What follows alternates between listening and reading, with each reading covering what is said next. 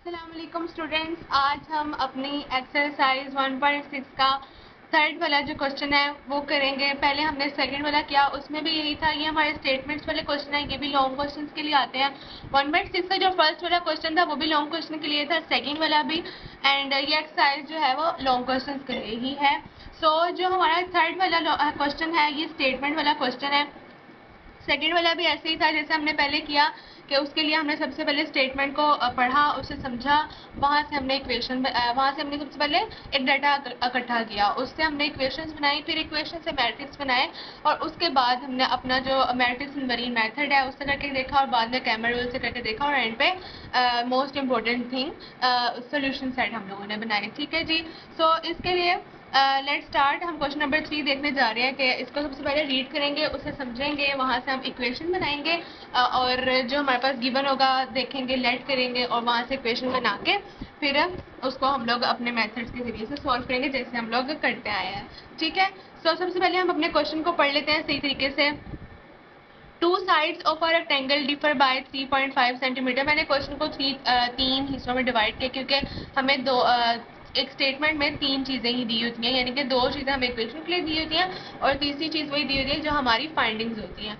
ठीक है। सो जो हमारा सबसे पहला था स्टेटमेंट थी, उसमें जो मैंने फर्स्ट पार्ट किया तो वो क्या था, two sides of a rectangle differ by 3.5 centimetre. यहाँ पर फुल स्टॉप। ये मैंने पहली जो आपने स्टेटमेंट है इस पर आपने गौर करना है कि वो क्या कहते हैं। उसने कहा कि एक रेक्टेंगल है, यहाँ मैंने आपको रेक्टेंगल ड्रॉ करके दिखा दिया। ठीक है। आगे उसने कहा two sides of a rectangle differ by 3.5। Differ by 3.5 से क्या मुराद है कि जो दो साइड्स हैं रेक्टेंगल की, वो आपस में उनको अगर हम माइनस करें तो वो हमारे पास आएगा 3.5। डिफर से क्या मुराद है उनका?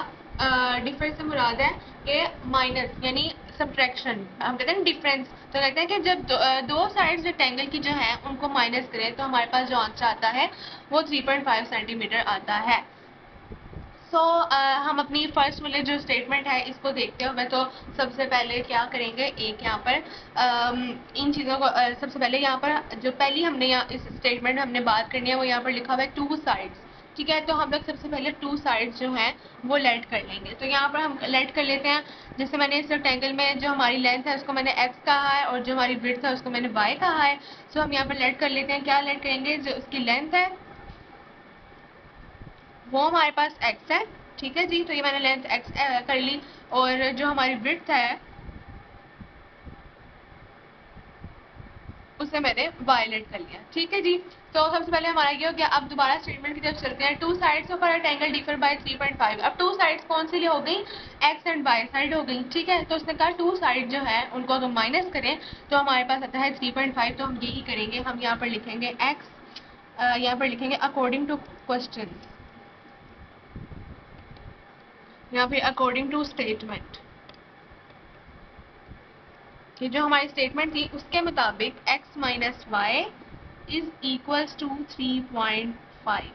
ये हमारी बन गई इक्वेशन नंबर 1। हमने इसे डायरेक्ट इक्वेशन नंबर 1 का नाम क्यों दिया? क्योंकि जो x माइनस वाई है इक्वल टू 3.5, ये मजीद सिंप्लीफाई नहीं हो सकता। x भी एक ही है, y भी एक ही है, दरम्यान में माइनस है, दोनों माइनस नहीं हो सकते। और 3.5 जो है ये अल्फ़ाबेट्स की फॉर्म में और वो नंबर्स में है। सो हमने यहीं पे इसको इक्वेशन नंबर 1 का नाम दे दिया। अब आगे जाएंगे, अपनी स्टेटमेंट जो है सेकेंड वाली स्टेटमेंट उसको हम लोग पढ़ लेंगे कि वो क्या है। Find the dimensions of the rectangle. ये तो हमारी फाइंडिंग है। ठीक है जी। डायमेंशंस ये तो होगी तीसरी स्टेटमेंट जो हमारी फाइंडिंग है। आगे क्या कहते हैं? If it's perimeter is 67 centimetre. So उसने हमें जो नेक्स्ट चीज़ दे दी, यानी कि जो फर्स्ट स्टेटमेंट थी उसके बाद ये हमारी फाइंडिंग थी, और नेक्स्ट है if it's perimeter is 67 centimetre. तो उसने कहा कि ये जो रेक्टेंगल है इसका जो पेरीमीटर है वो 67 सेंटीमीटर है। सो हम लोग यहाँ पर लिखते हैं जो हमारे पास चीज़ है, ये जो पेरीमीटर है यहाँ पर भी हम वही लिख देंगे कि अकॉर्डिंग टू स्टेटमेंट, स्टेटमेंट के मुताबिक जो हमारा पेरीमीटर है वो किसके इक्वल है? 67 सेंटीमीटर के इक्वल है। अब आपको पता है कि जो पेरीमीटर का फॉर्मूला होता है वो क्या होता है, वो हम इसे यहाँ पर पुट करेंगे। 2 ब्रैकेट में आ जाएगा length plus width equals to 67। ठीक है जी। सो अब ये जो है ये हमारा फॉर्मूला है। तो यहाँ से हम देखते हैं हमारे पास लेंथ और विड्थ, जो हमारा रेक्टेंगल था उसके अंदर लेंथ क्या थी, हमारे पास x थी, और जो हमारी विड्थ थी वो हमारे पास y थी। सो यहाँ पर आ गया 2 एंड यहाँ पर आ गया 67। ठीक है जी। तो आगे अब इसको देख लेते हैं कि ये मजीद सिंप्लीफाई हो सकता है कि नहीं हो सकता। बिल्कुल हो सकता है। अब देखें जो 2 है वो इस ब्रैकेट के साथ मल्टीप्लाई हो रहा है, तो ये जो 2 है वो वहाँ जाकर डिवाइड हो जाएगा। तो हम इस 2 को अगले स्टेप में डिवाइड कर लेते हैं। तो यहाँ से आ जाएगा x plus y equals to 67/2। So x plus y equals to, अब हम इसको कैलकुलेटर से डिवाइड करके देख लेते हैं। सो कैलकुलेटर से डिवाइड करके 67/2 को हमने किया, तो यहाँ से हमारे पास आ जाएगा 33.5। ठीक है।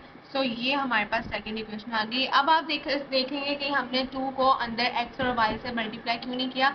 देखिए जब हम 2 को अंदर x और y से मल्टीप्लाई करेंगे ना, तो ये 2x हो जाएगा, 2y हो जाएगा, वो थोड़ी कॉम्प्लेक्स सी फॉर्म में चले जाएंगे। वो आगे जाके सिंप्लीफाई तो हो जाएंगे, लेकिन हम अच्छा यही है कि हम लोग ईजी से ईजी स्टेटमेंट बनाएं, ताकि हमारे जो मैट्रिक्स हैं वो सिंपल सिंपल बने, इतने कॉम्प्लिकेटेड ना हो। और वो थोड़ा, वरना फिर ना जो ज़्यादा बड़े बड़े नंबर्स होते हैं उनके दोनों प्लस माइनस का साइन कभी आगे पीछे होकर ना, तो फिर वो थोड़ी मुश्किल हो जाती है। सो मैंने ना इसको सिंप्लीफाई बिल्कुल सिंपल रखा, x plus y equal to 3.5 and x minus y equal to 3.5। ठीक है जी। तो यहाँ से हमारे पास दो इक्वेशंस आ गई हैं। यहाँ से हमारे पास दो इक्वेशंस आ गई हैं। अब हम लोग क्या करते हैं, आगे चलते हैं और ना आगे चल के दूसरे स्टेप में इनकी मैट्रिक्स बना लेते हैं। ठीक है जी। तो अब जो हमारे पास दो इक्वेशंस आई थी, हम क्या करेंगे, उनकी मैट्रिक्स बनाएंगे। तो सबसे पहले ना यहाँ पर अपने आसानी के लिए यहाँ पर x माइनस वाई, यहाँ पर जो हमारी इक्वेशंस आई थी ना वो उतार लेते हैं। 3.5 एंड सेकेंड आई थी x plus y equals to 33.5। So ये हमारी जो थी वो दो इक्वेशन थी। अब हमने क्या करना है, इनको मैट्रिक्स फॉर्म में लिख देंगे। तो मैंने आपसे कहा कि जब ब्रैकेट के इक्वल इधर होता है, तो यानी कि जो इक्वल्स ऊपर एंड नीचे दोनों लीनियर इक्वेशंस है, उनके अगर हम देखें तो x एंड y, तो यहाँ पर सबसे पहले x के बाद में लिखेंगे, ये भी x1 में है, ये भी x1 में है, दूसरा y -1 में है। आपने साइन को नहीं इग्नोर करना, नीचे +1 है तो यहाँ पर हमने 1 लिख दिया। ठीक है जी। उसके बाद आपको पता है कि जो सेकंड मैट्रिक्स बनता होता है वो हमारा x एंड y के लिए बनता है, और इक्वल का साइन डलता है, एंड देन हमारे पास जो दोनों इक्वेशंस में इक्वल्स के बाद जो होते हैं ऊपर वाली ऊपर आ जाती है। जो पहली इक्वेशन बनी थी 3.5 एंड जो सेकंड इक्वेशन बनी थी उसका नीचे 33.5। ठीक है जी। तो ये हमारा ना हमने इसको बनाया मैट्रिक्स फॉर्म में। अब उसके बाद यहाँ पर आपको बताया कि हम इनको नाम देते तो होते हैं। सो हमने इस वाले को, सबसे पहला जो मैट्रिक्स था इसको हमने कहा A, और जो सेकंड मैट्रिक्स था इसको हमने कैपिटल X से रिप्रेजेंट किया, और इक्वल के बाद वाला जो मैट्रिक्स था उसको हम लोगों ने B से रिप्रेजेंट किया। ठीक है जी। अब हमारी जो फाइंडिंग है वो आप देखेंगे, A मैट्रिक्स की जो एंट्रीज हैं वो सारी नंबर्स में है, B की सारी नंबर्स में है। जो हमारा कॉन्स्टेंट मैट्रिक्स होता है, ये B जो होता है हमारा कॉन्स्टेंट मैट्रिक्स होता है। इसे कॉन्स्टेंट मैट्रिक्स क्यों कहते हैं, क्योंकि इसमें कुछ रद्द-बदल नहीं करते, आगे जाके हम लोग इसमें जो चेंजिंग्स होती हैं वो A मैट्रिक्स में ही करते हैं। तो ये जो हमारा कॉन्स्टेंट मैट्रिक्स है ये भी नंबर्स में है। अब हमारा जो मैट्रिक्स था x वाला, यानी कि x एंड y, ये दोनों जो है नंबर्स में नहीं है। हमने जो हमारी जो फाइंडिंग्स हैं, जो डायमेंशंस, जो क्वेश्चन में ताकि आपने डायमेंशंस फाइंड करनी है, वो x एंड y को ही फाइंड करने से आएंगी, वो हमारी डायमेंशंस ही होंगी। सो हमें जो रिक्वायरमेंट है वो x एंड y वाला ब्रैकेट है, जो कि हमने कैपिटल X से रिप्रेजेंट किया है। तो हमने x को फाइंड करना है, तो हम लोग x को एक साइड पे रख देंगे, और जब a यहाँ पर x के साथ मल्टीप्लाई हो रहा है वहाँ जाकर डिवाइड हो जाएगा, तो ये आ जाएगा 1/a एंड b। इसको हम लोग अगर मजीद सिंप्लीफाई करेंगे तो ये आ जाएगा a का इनवर्स, एंड b क्या था, यहाँ पर a की पावर 1 थी ना, तो वो जब ऊपर लेकर आए तो वो उसकी पावर माइनस हो जाएगी। ठीक है जी। अब आप नोट करें तो इसको मजीद सिंप्लीफाई नहीं किया जा सकता, तो ये जो है ये हमारी बन गई एक तरह से इक्वेशन, इसको मैं I का नाम दे देती हूँ। ठीक है जी। सो अब इस इक्वेशन को लेके आगे हमने चलना है। ये कौन सा मेथड है, ये है मैट्रिक्स इनवर्जन मेथड के। हम लोग क्या करते होते हैं, ये जो हमारी जो इक्वेशन आती है किस में आती है, मैट्रिक्स इनवर्जन मेथड में आती है। ठीक है जी। उसके बाद हम लोग इसको क्रैमर रूल से भी करके देख लेंगे। पहले हम मैट्रिक्स इनवर्जन मेथड से करके देख लेते हैं। अब आप इस इक्वेशन में देखें, हमारे पास x भी है, b भी है, लेकिन जो हमारे पास एक कॉम्प्लिकेटेड चीज़ आई है वो क्या है कि a का इन्वर्स लेना है। ठीक है। सो नेक्स्ट स्टेप में चलते हैं और पहले a का इन्वर्स लेते हैं। a का इन्वर्स हमें पता है किसके इक्वल है, हमने पीछे फॉर्मूला इसका किया कि जो a इन्वर्स होता है वो इक्वल होता है a/a का determinant multiply by adjoint a, और आप इसको इस तरह की फॉर्म में भी लिखते होते हैं, एडजॉइंट a/a डिटर्मिनेंट। ठीक है, तो जिस मर्जी लिख लें, लेकिन ये ऊपर वाली जो है वो ज़्यादा अच्छी है। ठीक है जी, तो हम लोग ए का इन्वर्स लेने लगे हैं। तो ए के इन्वर्स के लिए सबसे पहले हम किसी भी चीज़ का इन्वर्स लेते आते हैं, तो हम लोग क्या देखते हैं मल्टीप्लिकेटिव इन्वर्स लेने से पहले कि जो हमारा ए, इसका इन्वर्स पॉसिबल है कि नहीं पॉसिबल है। और इसका इन्वर्स तभी पॉसिबल होता है जब जो हमारा डिटर्मिनेंट होता है वो उस मैट्रिक्स का जीरो ना आए, जीरो के अलावा कुछ भी आए। तो हम लोग सबसे पहले क्या कर लेते हैं कि ए का डिटर्मिनेंट लेकर देख लेते हैं। सो ए मैट्रिक्स में 1 1 -1 एंड 1 था, तो इसका अगर हम लोग डिटर्मिनेंट लें 1 मल्टीप्लाई बाय 1, दरम्यान में डिटर्मिनेंट के साथ क्या आता था, माइनस आता था। ठीक है जी, -1 मल्टीप्लाई बाय 1 एंड यहाँ पर आ जाएगा 1 सा 1 माइनस माइनस प्लस 1 1 सा 1 एंड हमारे साथ आ जाएगा 2।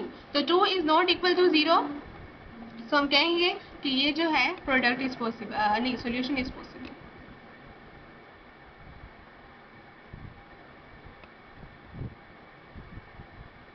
ठीक है जी, तो हमारा जो इसका है वो सोल्यूशन पॉसिबल है। तो आगे चलते हैं। हमारा जो क्वेश्चन था उसमें रिक्वायरमेंट क्या थी, आप ऊपर देखेंगे कि ए का inverse equals to 1 over A determinant multiplied joint ए।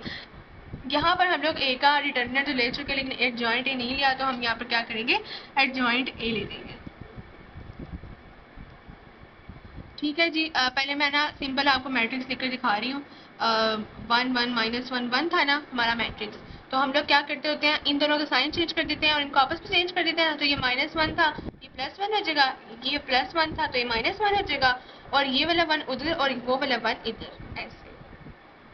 ठीक है जी, तो यहाँ से हमारे पास ए का एडजॉइंट भी आ गया। अब जो हमारी असल वैल्यू थी ये वाली आप देखें कि A inverse equals to 1 over A determinant multiply adjoint A, इसके अंदर हम लोग पुट करेंगे और वहाँ से हम लोग ए का इनवर्स ले लेंगे। ठीक है जी, तो आगे चलते हैं और यहाँ पर करना स्टार्ट करते हैं। ए का इनवर्स, ठीक है जी, वो इक्वल था, पहले हम यहाँ पुट कर लेते हैं कि फॉर्मूला क्या था हमारा एडजॉइंट ए। तो हम लोग ए का इनवर्स लेने लगे हैं 1 ओवर, अब यहाँ से हमने देखा कि हमारे पास डिटर्मिनेंट आया 2 एंड एडजॉइंट ए जो था वो हमारे पास आया 1 -1 1 एंड 1। ठीक है जी, तो यहाँ पे हम लोग जो है ए का इन्वर्स जो है हमारे पास आ गया। अब हम लोग जो हमारी इक्वेशन हमने बनाई थी, आप ये देखेंगे हमारी जो आई इक्वेशन थी कि आपने x इक्वल्स टू ए का इन्वर्स पुट करना है, b पुट करना है। ठीक है, तो ए का इन्वर्स तो हमारे पास आ चुका, b भी है हमारे पास, x भी है, तो आगे इसको फर्दर सॉल्व करना स्टार्ट करेंगे। मैं लिखूंगी यहाँ पर पुटिंग वैल्यूज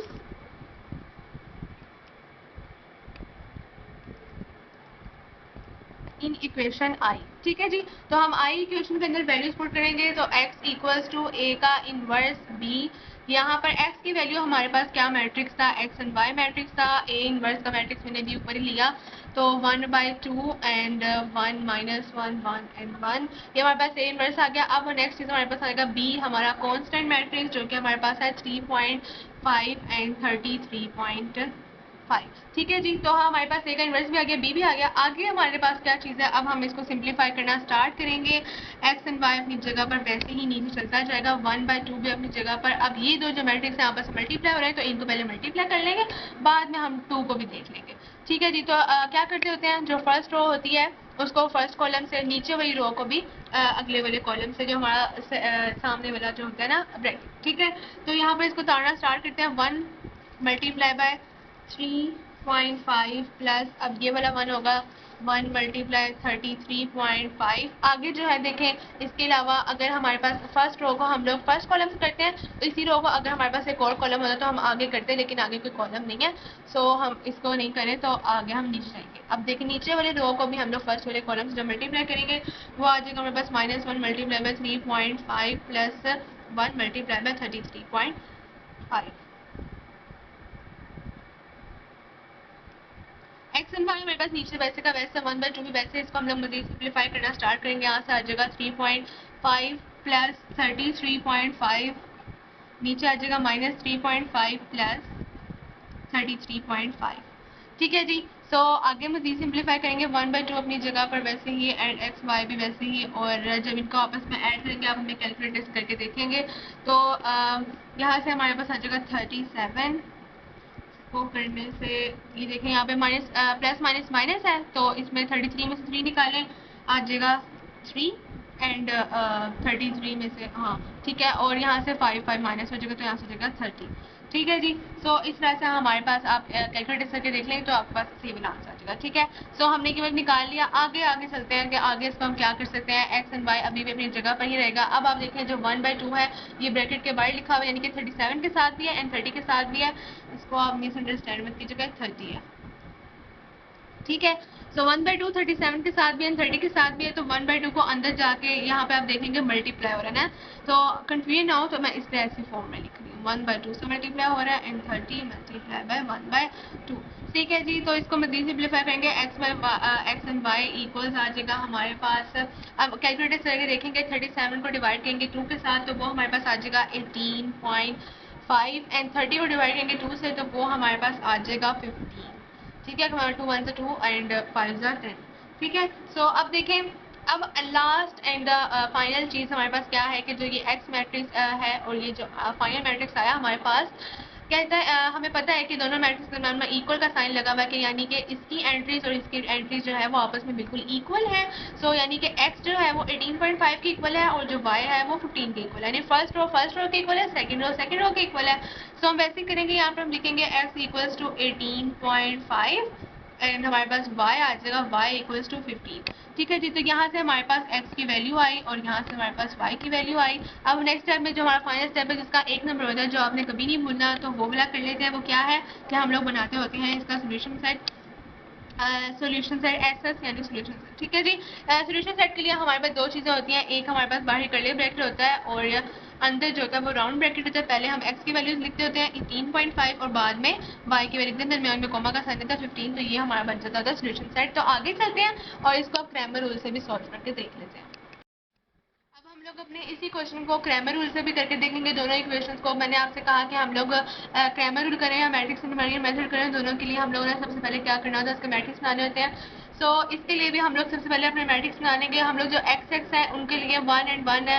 यहाँ से हमारे पास जो y है वो -1 में, तो -1 डालेंगे, नीचे वाला y प्लस में, तो यहाँ पर +1 आएगा। हमने जो है अपने साइन को इग्नोर नहीं करना। मैंने आपसे कहा सबसे पहले a मैट्रिक्स बनता है, उसके बाद x एंड y का मैट्रिक्स बनता है एंड देन इक्वल के साइन के बाद जो हमारा दोनों इक्वेशंस में, दोनों लीनियर इक्वेशन में जो हमारे इक्वल्स के बाद होते हैं वो आते हैं। जो पहली इक्वेशन बनी थी उसका ऊपर वाली में आएगा, उसकी रो ऊपर, और जो नीचे आए वो उसके लिए नीचे 33.5 नीचे आ जाएगा। ठीक है जी। तो यहाँ से हम लोगों ने ये कर लिया। अब हम लोग जो करने जा रहे हैं वो हमें पता है कि जो हमारा जो ये वाला मैट्रिक्स होता है ये ए मैट्रिक्स होता है, ये हमारा एक्स मैट्रिक्स होता है और ये हमारा बी मैट्रिक्स होता है। तो हम लोगों ने इस वाले क्रैमर रूल के लिए जो हमारी रिक्वायरमेंट होती है वो हमारे 3 मैट्रिक्स रिक्वायर होते हैं। हमें ए का डिटरमिनेंट चाहिए होता है, दूसरी चीज़ हमें लोगों को ए एक्स चाहिए होती है और तीसरी चीज़ जो है वो ए वाई चाहिए होती है। अगर हमारे पास ए का डिटरमिनेंट होगा और फिर उसके बाद जब हमारे पास ए मैट्रिक्स होगा वहाँ से हम लोग एक्स भी बनाएंगे, वाई का ये ए वाई भी बनाएंगे, उसके बाद वहाँ से हम लोग अपना फॉर्मूला पुट करके इन दोनों को सोल्व करेंगे। तो सबसे पहले जो हमारे रिक्वायरमेंट्स हमने वो देखना है कि इसका जो सोल्यूशन है वो पॉसिबल है कि नहीं है। आप लोग ने अगर पेपर में अगर मैट्रिक्स न्यूमेरिकल मेथड और क्रैमर रूल से दोनों में आ जाए, कभी कभार आता तो नहीं होता, लेकिन अगर इस तरह आ जाए तो आप लोगों ने कभी भी ऐसा नहीं करना कि बीच डिटर्मिनेंट लिया था तो क्रैमर रूल करते हुए डिटर्मिनेंट नहीं ले रहे, ऐसा नहीं करना। ठीक है। जो अगर आपने मैट्रिक्स न्यूमेरिकल मेथड कर रहे हैं तो उसके लिए आप डिटर्मिनेंट ऐड करेंगे और बाद में क्रैमर रूल करते हुए उसका डिटर्मिनेंट जो है वो हमारा ए है उसको हम लोग करेंगे। ठीक है जी। तो सबसे पहले यहाँ पर हम लोग ए का डिटर्मिनेंट लेने लगे हैं 1 1 -1, जो हमारा ए मैट्रिक्स है उसको यहाँ पर नोट डाउन करेंगे। उसके बाद हमें पता है कि जो डिटर्मिनेंट होता है उसमें हम लोग मैट्रिक्स की जो एंट्रीज होती हैं उनको क्रॉस मल्टीप्लिकेशन करते हैं, 1 1 से मल्टीप्लाई हो जाएगा, तो यहाँ से आ जाएगा 1 मल्टीप्लाई बाय 1, जिसमें हमने माइनस आता होता है डिटर्मिनेंट लेते हुए, और यहाँ पर -1 और यहाँ से मल्टीप्लाई बाय 1। ठीक है जी। तो यहाँ से 1 1 आ जाएगा, यहाँ से -1 प्लस होता है। ठीक है। एंड 1 + 1 हमारे पास आ जाएगा 2। तो ए का डिटरमिनेंट हमारे पास आ गया 2, तो 2 इज नॉट इक्वल टू 0, यानी कि जो ए है उसका जो सोल्यूशन है वो पॉसिबल है। तो हम यहाँ पर लिखेंगे सो सोल्यूशन इज पॉसिबल।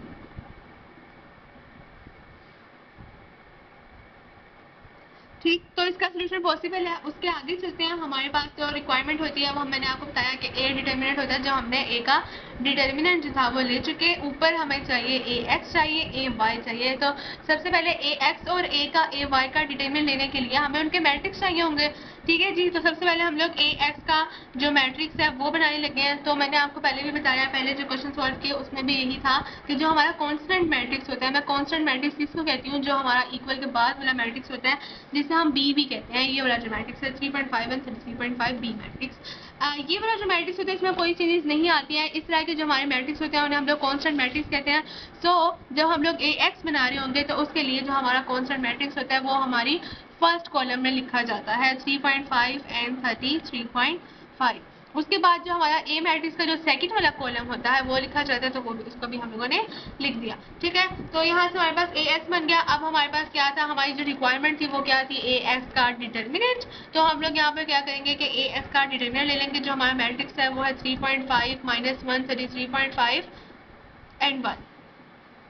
इसका डिटर्मिनेंट ले लेंगे 3.5 मल्टीप्लाई में 1, दरमियान में जो हमें पता है जब हम डिटर्मिनेंट ले रहे होते हैं तो दरमियान में माइनस आता है, तो यहाँ पे हम माइनस लिखेंगे एंड माइनस 1 यहाँ से मल्टीप्लाई हो जाएगा 33.5, माइनस माइनस क्योंकि प्लस होता है तो यहाँ से आ जाएगा 3.5 प्लस 33.5। इन दोनों को हम लोग प्लस करेंगे, 33 में 3 प्लस करेंगे, यहाँ से हमारे पास आ जाएगा 37, यहाँ से 36 आ जाएगा और 5 में 5 प्लस करके जो हमारे 0 से 1 कैरी उधर जाएगा तो वहाँ से हमारे पास आ जाएगा 37। तो यहाँ से हमारे पास जो था वो ए एस का डिटरमिनेंट आ जाएगा।